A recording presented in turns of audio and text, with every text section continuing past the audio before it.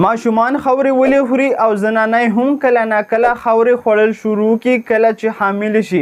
نو د دې وجه دا ده کله هم په ماشومانو یا په غټو انسانانو کې چې د وینې کموالی راشي، کوم ته چې انیمیا ویل شي د هغې د وجې خوري، یا کله چې د هغوی په وجود کې د زنک او د کیلشیم او د میګنیشیم او د آیرن کموالی راشي، یعنې پښتو کې به موږ ورته دا وایو چې د طاقت کموالی راشي، نو د هغوی په وجود کې دا فیلینګ راشي چې هغه کریمینګ کول شروع کړي چې د هغې د وجې د هغوی ذهن خاورې طرف ته لاړ شي.